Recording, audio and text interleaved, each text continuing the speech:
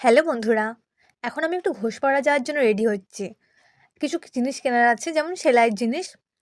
আগে ছোটোবেলায় জিনিস কেনার জন্য বেরোতে হতো না, যখন ইচ্ছা হতো তখনই বেরিয়ে যেতে পারতাম।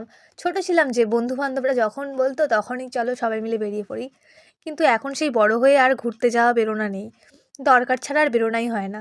পড়াতে যাওয়া তো রোজই আছে, কিন্তু দরকার ছাড়া তো আর বাড়ি থেকে বেরোনাই হয় না।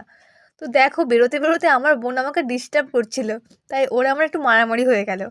ও এরকমই ডিস্টার্ব করতে থাকে আর আমাদের মারামারি হতেই থাকে। আমরা নামেরই বড় হয়েছি, মারামারি এখনও করি। তো আমি তখন রেডি হয়ে গেছি, এবার আমার সাইকেলের মধ্যে ব্যাগ ঝুলিয়ে নিয়ে বেরিয়ে পড়লাম। এই সাইকেলটা একদিকে আমার বাহন বলা যেতে পারে, একে ছাড়া তো আর চলা যায় না। তো আমি বেরিয়ে পড়েছি। আমার তো যাওয়ার জায়গা একটাই, বললামই না, সেলাইয়ের জিনিস কিনতে। গিয়ে দেখছি আমার সাইকেলটা একটু ডিস্টার্ব করছে, তাই জন্য একটু দোকান থেকে সাইকেলটা সারিয়ে নিলাম। দাদা তো সাইকেল সারাচ্ছে, একা একা দোকানে দাঁড়িয়ে দাঁড়িয়ে আমি বোর হয়ে যাচ্ছিলাম। তো কী করবো, একটু দাঁড়িয়ে দাঁড়িয়ে একটু ঘোষপাড়াটা ভিডিও করে নিলাম, তোমাদেরকে দেখিয়ে দিই। অধিকাংশ দোকানে দেখছি আজকে বন্ধ। আমার খুবই বিরক্ত লাগছিলো, খুব দেরি হচ্ছিলো সাইকেলটা সারাতে।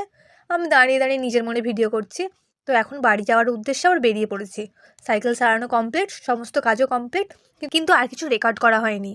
বাড়ি এসে দেখছি আজকে আমার দিদির মেয়েকে নাচাতে এসেছে।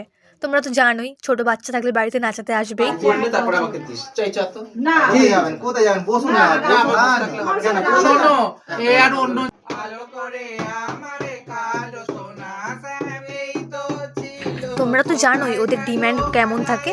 তো অনেক তর্ক বিতর্ক পর এখন ওকে নাচাচ্ছে। ভিডিওটা কেমন লাগলো তোমরা অবশ্যই